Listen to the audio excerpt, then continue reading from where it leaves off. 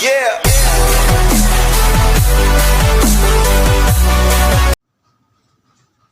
नमस्कार दोस्तों, मेरा नाम निखिल है और मैं आपको इस वीडियो में जीके मॉडर्न हिस्ट्री के पार्ट 3 के बारे में बात करेंगे। इससे पहले मैंने 2 और वीडियो जीके के ऊपर डाल चुका हूं, जो कि आपको डिस्क्रिप्शन बॉक्स में लिंक दे दूंगा। अगर आपको देखना होगा तो आप उसको देख लीजिएगा। हम इस वीडियो में प्रीवियस ईयर, जैसा कि मैं आप सीरीज लाया हूं टॉप 10 की, तो हर एक वीडियो में मैं ये जितने भी प्रीवियस ईयर क्वेश्चन पेपर आते हैं उन प्रीवियस ईयर क्वेश्चनों पेपर को हम करते हैं, यानी कि क्वेश्चन प्रीवियस ईयर के होते हैं उनको उठाते हैं और फिर बाकी क्वेश्चनों को करते हैं। जीके जो कि बच्चे कंपटीशन की तैयारी कर रहे हैं, चाहे बाकी और किसी कॉम्पिटिटिव एग्जाम की तैयारी कर रहे हैं, जैसे कि लाइक दिल्ली पुलिस अभी आ रखा है, तो उसके लिए मैं वीडियो स्पेशल डाल रहा हूं। अगर दिल्ली पुलिस के स्टूडेंट अगर इसको देखना चाहते हैं तो देख सकते हैं, उनके लिए बहुत ही ये बेनिफिट रहेगा। आइए देखते हैं कि पार्ट 3 के बारे में क्या है। इनके अंदर मैं क्वेश्चंस आपको बताऊंगा, क्वेश्चंस के साथ कॉन्सेप्ट भी बता दूंगा और बता दूंगा कि ये क्वेश्चन कहां से और कैसे किस टाइम पे पूछा गया है। ठीक है, आइए देखते हैं। पहला क्वेश्चन कहता है कि महात्मा गांधी के बंदी होने के बाद नमक सत्याग्रह का नेतृत्व किसने किया था? एसएससी सेक्शन ऑफिसर 1997 के अंदर ये क्वेश्चन आया हुआ है। क्या क्वेश्चन है कि महात्मा गांधी के बंदी होने के बाद नमक सत्याग्रह का नेतृत्व किसने किया था? ये क्वेश्चन हमारे में पूछा गया है। देखते हैं तो क्या पहला ऑप्शन है विनोबा भावे, बी सरदार वल्लभ भाई पटेल, सी अब्बास त्रिवेदी या डी नन ऑफ दिस। पहले इस क्वेश्चन को करने से पहले हमें ये देखना है कि नमक सत्याग्रह हुआ कब था। नमक सत्याग्रह हुआ कब था? तो नमक सत्याग्रह 1930 के अंदर हुआ था। पहला क्वेश्चन तो यहाँ से बन जाता है। देखिए, एक क्वेश्चन बताऊंगा, उसके अंदर आपको ये बता दूंगा कि कैसे कितने टाइप के क्वेश्चन बन सकते हैं। तो आइए देखते हैं, नमक सत्याग्रह का नेतृत्व कब? पहली बात, नमक सत्याग्रह 1930 के अंदर हुआ था। पहला पॉइंट ये आप देख लेंगे। ठीक है, पहला पॉइंट देख लिया कि नमक सत्याग्रह कब हुआ था? 1930 में। दूसरा पॉइंट ये है कि नमक सत्याग्रह की शुरुआत हुई थी महात्मा गांधी ने किया था, और महात्मा गांधी का ऐसा कहना था कि वो 78 अनुयायियों के साथ, कितने अनुयायी?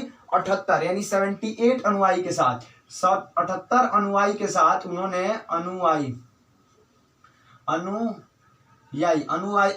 के साथ उन्होंने यात्रा प्रारंभ की थी अपने साबरमती आश्रम से। और वो कहाँ पे गए थे? तो दांडी तक उन्होंने मार्च किया था और दांडी पे आके रुके और वहीं पे उन्होंने नमक का कानून तोड़ा। और नमक का कानून 6 अप्रैल 1930 को उन्होंने नमक का कानून तोड़ा। तो नमक का क्वेश्चन आ सकता है कि नमक का कानून गांधी जी ने कब तोड़ा? तो 6 अप्रैल 1930 में उन्होंने तोड़ा था। जैसे ही उन्होंने नमक कानून तोड़ा, उनको क्या बना लिया गया? बंदी बना लिया गया। और बंदी बनाने के बाद उनको जेल ले जाया गया, मतलब बंदी बना लिया गया।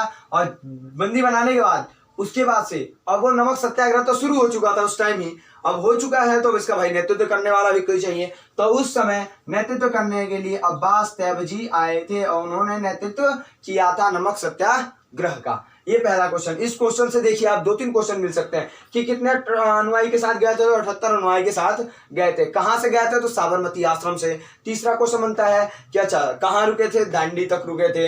अच्छा, उसके बाद से कब ये तोड़ा था? तो 6 अप्रैल 1930 को तोड़ा था। ये नमक सत्याग्रह हुआ कब था? तो 1930 में हुआ था। फिर क्वेश्चन बनता है कि भाई उनको बंदी बनाने के बाद से, गांधी जी को बंदी बनाने के बाद से फिर कौन आया था? तो कौन नेतृत्व किया था? तो अब्बास त्रिवेदी किए थे। तो एक क्वेश्चन से मैंने 4-5 क्वेश्चन आपको बताने की कोशिश करते हैं। उम्मीद है कि ये क्वेश्चन बहुत अच्छे तरीके से आपको समझ में आया होगा।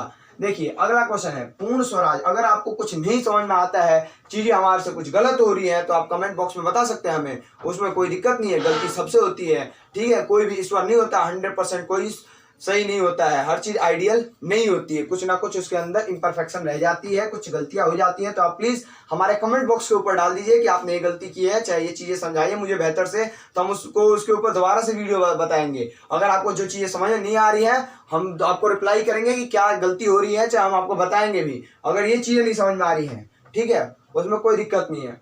अगला क्वेश्चन देखते हैं, पूर्ण स्वराज। पूर्ण स्वराज की मांग को कहां पर स्वीकार किया गया था? पहली बात, ये पूर्ण स्वराज का मतलब ही क्या होता है? पूर्ण स्वराज का मतलब क्या होता है, पहली बात जानना जरूरी है। तो पूर्ण स्वराज का मतलब पूरा स्वराज अपना हो, यानी पूरा देश क्या हो? अपना हो। ये कब की बात चल रही है? तो मॉडर्न हिस्ट्री पढ़ा रहा हूं आपको, तो मॉडर्न की ही बात चल रही होगी, नहीं चल रही होगी। तो मॉडर्न हिस्ट्री में पूर्ण स्वराज, क्योंकि उन्होंने पूरी तरह से अंग्रेजों ने कब्जा कर लिया था हमारे ऊपर, इसकी वजह से वो हम पूर्ण स्वराज की मांग करते थे कि हमें पूर्ण स्वराज चाहिए, हमें दोबारा से पूरे स्वराज को हासिल करना है। तो इसका मांग कब उठी, किस उसमें स्वीकार किया गया था? अधिवेशन में, चाहे किस मांग में? तो ये इसको स्वीकार किया गया था लाहौर के अधिवेशन में। किस अधिवेशन में स्वीकार किया गया था?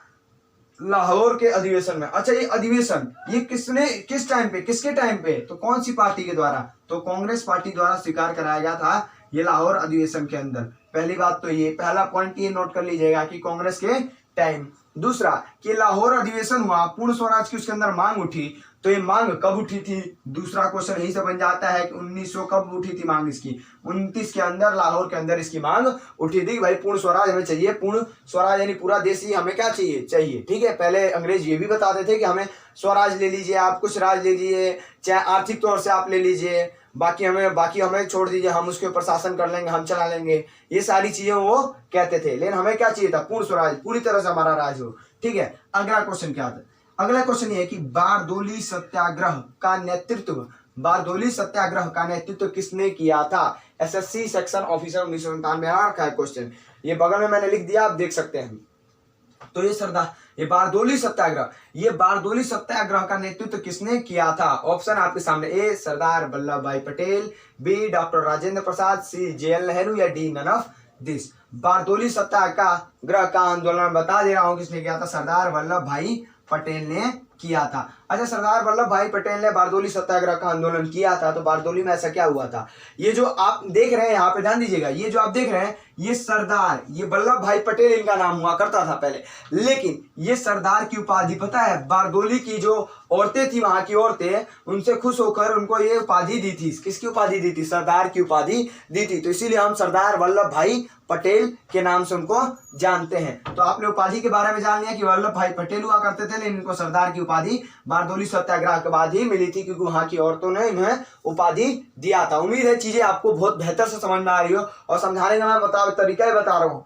क्वेश्चन के साथ साथ आपके हर कॉन्सेप्ट को मैं क्लियर कराते चला जाऊंगा। ठीक है, अगला कि ये सरदार वल्लभ भाई पटेल। अच्छा, ये हुआ कब था बारदोली सत्याग्रह, ये भी क्वेश्चन आ सकता है कि नहीं आ सकता है, कि ये बारदोली सत्याग्रह हुआ था, इसका नेतृत्व सरदार वल्लभ भाई पटेल ने किया था, ये भी मान लिए, लेकिन ये हुआ कहाँ था, कब हुआ था, तो ये 1927 से 28 के बीच में ये सत्याग्रह चला था। 1927 से 28 के बीच में बारदोली सत्याग्रह चला था। इस बात को जानना हमारे लिए बहुत ही इंपॉर्टेंट बन जाता है। अच्छा, ये क्या सरदार वल्लभ भाई पटेल थे, नहीं, वहां पे स्थानीय नेता भी थे, जैसे कुंवर जी और बाकी और नेता भी थे, उनके साथ थे, लेकिन वो स्थानीय नेता थे और ये बड़े नेता थे, तो इसलिए सरदार वल्लभ भाई पटेल को हम ज्यादा जानते हैं। ठीक है, अगला ये देखते हैं कि बारदोली सत्याग्रह 1927, और ये गांधी जी के इसमें दूसरा पॉइंट ये नोट करते हैं कि ये पहला ऐसा किसान आंदोलन था। कौन सा आंदोलन था, ये किसान आंदोलन। ये हुआ क्यों था, तो किसान आंदोलन था, ये मैं बताऊंगा आपको हुआ क्यों था। ये कैसा आंदोलन था, पहली बात किसान आंदोलन था, दूसरा पॉइंट नोट कर लीजिएगा, किसान आंदोलन था किसानों ने। और इसमें पहली बार ऐसा हुआ था कि गांधी जी के तरीकों को अपनाकर इन्होंने क्या की थी, जीत हासिल की थी। और किसान आंदोलन हुआ क्या था, इसमें 22% लगान को बढ़ा दिया गया था। तीसरा, इसका रीजन क्या था होने का, तो होने का रीजन ये था कि लगान को कितना बढ़ा दिया गया था, 22% तक लगान को बढ़ाते गए थे अंग्रेज, इसलिए इसके लिए सत्याग्रह हुआ था, नहीं तो सत्याग्रह ये होता नहीं। हर चीज का कारण जानिए कि कारण होता क्यों है।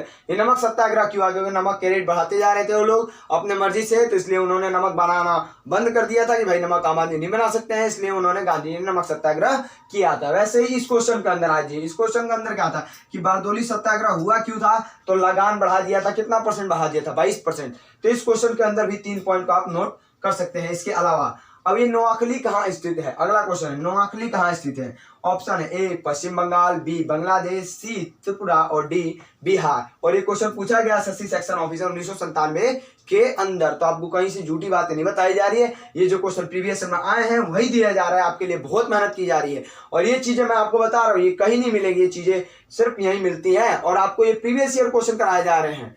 ये आप या तो महंगी फीस देंगे और उसके बाद इसको पढ़ेंगे, और आप यहाँ पे यूट्यूब के ऊपर फ्री ऑफ कॉस्ट पढ़ रहे हैं, सिर्फ आपको नेट का एमबी खर्च होता है और आप यहाँ पे फ्री ऑफ कॉस्ट पढ़ रहे हैं। तो चीजों को वैल्यू दीजिए और प्लीज हमारे चैनल को लाइक शेयर और सब्सक्राइब करते रहिए। अब आगे देखते हैं, चौथा क्वेश्चन ये कहता है कि नोआखली कहाँ स्थित है। तो नोआखली मैं बता दे रहा हूं पहले ही कि नोआखली कहाँ स्थित है, बांग्लादेश में स्थित है। अच्छा, ये भाई ये क्वेश्चन क्यों पूछ रहा है कि नोआखली कहाँ स्थित है, ये शहर का नाम ऐसे क्यों पूछ रहा है भाई कि नोआखली कहाँ स्थित है, इसका कुछ ना कुछ तो रीजन रहा होगा। हाँ, कुछ ना कुछ इसका रीजन है। ये नोआखली में बता रहा हूँ, नोआखली के यहाँ क्या, नोआखली जो बांग्लादेश में है वहां दंगा हुआ था। क्या हुआ था, दंगा। अच्छा, ये दंगा हुआ क्यों था, तो दंगा होने का कारण ये था कारण ये था कि जो जिन्ना थे, जो उन्होंने चुनाव लड़ा था, जब चुनाव हुआ था, किसकी बात है, 16 अगस्त 1946 की बात है, 16 अगस्त 1946 की बात है। ये बात ध्यान से सुनिएगा कि 16 अगस्त 1946 में जब जिन्ना और कांग्रेस पार्टी इन्होंने चुनाव लड़ा था, तो बांग्लादेश चारों तरफ चुनाव हुआ था उस टाइम पे। और जब चुनाव हुआ था तो कांग्रेस की बहुत बड़ी जीत हुई थी। और जब कांग्रेस की जीत हुई थी तो जिन्ना इस बात से डर गए थे कि भाई, जब हम डर गए थे, इस बात किस बात के लिए डरे थे कि हमारे से जो पाकिस्तान है वो छिनता चला जाएगा, वो डर गया था। अब डरने के बाद ये हुआ था कि उन्होंने 16 अगस्त 1946 को वो बोल दिया कि भाई हम क्या करेंगे। उन्होंने उसमें क्या बोला कि 16 अगस्त 1946 को क्या बोला कि हम प्रत्यक्ष रूप से, उन्होंने बोल दिया कि हम प्रत्यक्ष रूप से हम दंगा चाहे वो कर सकते हैं। उन्होंने साफ साफ अपने शब्दों में कहने की कोशिश की थी और उसी के कारण 16 अगस्त 1946 को ये चीज बोली गई थी। और 14 अक्टूबर, यहीं पे मिटा के मैं बता रहा हूँ, यहीं पे 16 अगस्त के बाद 14 अक्टूबर को ये घटना हो गई। 14 अक्टूबर को क्या हुआ, दंगे हो गए। और दंगा कहाँ हुआ, नोआखली के अंदर हुआ और बांग्लादेश के और अंदर बाकी जगहों पे हुआ था, लेकिन नोआखली के अंदर भी हुआ था, सांप्रदायिक दंगा हुआ। और सांप्रदायिक दंगे की वजह से क्या हुआ कि इसके लिए ये फेमस हो गया नोआखली, इसलिए हमारे क्वेश्चन के अंदर आया हुआ है। और इस दंगे का प्रभाव बिहार वार तक भी रहा था, ठीक है, क्योंकि वो डर गए थे, इसलिए प्रत्यक्ष रूप से दंगे पे उतर आए थे, क्योंकि उन्हें पाकिस्तान तो मिल नहीं पाया। और पाकिस्तान के लिए भाई लड़ाई हो गई कि पाकिस्तान अब लग रहा है छिन जाएगा हमसे, क्योंकि कांग्रेस की जीत हो चुकी है। इसलिए अगला देखते हैं, क्वेश्चन नंबर 5, भारतीय राष्ट्रीय कांग्रेस ने किस अधिवेशन में पहली बार तिरंगा फहराया था। पहली बार भारतीय राष्ट्रीय कांग्रेस ने किस अधिवेशन में पहली बार तिरंगा फहराया था। तो पहली बार भारतीय राष्ट्रीय कांग्रेस ने 1929 के अंदर, अब 1929 के अंदर उन्होंने क्या फहराया था, तिरंगा को फहराया था। 1929 के अंदर उन्होंने तिरंगा को फहराया था, ये है। अब ये कब, किस अधिवेशन में, तो ये क्वेश्चन ये भी पूछ सकता है आपसे, ध्यान दीजिए, क्वेश्चन बनाइए। पहला क्वेश्चन क्या पूछ सकता है, किस अधिवेशन में, तो लाहौर का अधिवेशन था। कौन सा अधिवेशन था, लाहौर का अधिवेशन था। फिर क्वेश्चन आपसे ये भी पूछ सकता है क्या, दूसरा, कि ये रावी नदी के तट पर फहराया गया था। लाहौर के अंदर रावी नदी के तट के ऊपर फहराया गया था, ठीक है। रावी नदी किसके ऊपर, रावी नदी के तट पर, रावी नदी के तट पर फहराया गया था क्या, तिरंगा फहराया गया था अपना, ठीक है। फिर इससे एक तीसरा क्वेश्चन निकल सकता है कि ये सारी चीजें हो रही है तो लाहौर, जो लाहौर में अधिवेशन हो रहा है कांग्रेस का, ये लाहौर में कोई ना कोई अध्यक्ष रहा होगा। तो उस टाइम अध्यक्ष कौन थे, तो उस टाइम अध्यक्ष कौन थे, जवाहरलाल नेहरू।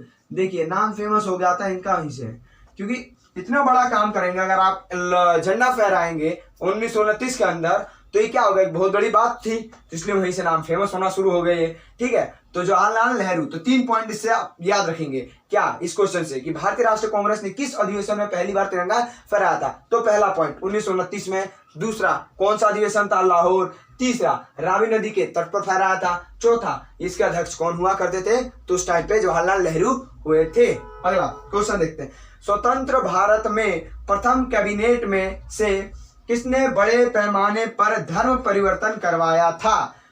ध्यान देने वाली बात है कि स्वतंत्र भारत में प्रथम कैबिनेट में किसने बड़े पैमाने पर धर्म परिवर्तन करवाया था, कि भाई धर्म परिवर्तन कौन कराया था, वो भी बहुत बड़े पैमाने पर। तो बहुत बड़े पैमाने पर ये धर्म परिवर्तन कौन कराया था, B.R. अम्बेडकर ने कराया था। क्योंकि महाराष्ट्र के अंदर, मैं बता रहा हूं क्यों, क्योंकि महाराष्ट्र के अंदर हर क्वेश्चन का हर एक मैं रीजन दूंगा, जो कि संभव होगा वो सारे रीजन आपको दिए जाएंगे। क्योंकि अगर आपको रीजन बता दिए जाते हैं तो क्वेश्चन आपको और अच्छे से याद हो जाता है, ठीक है।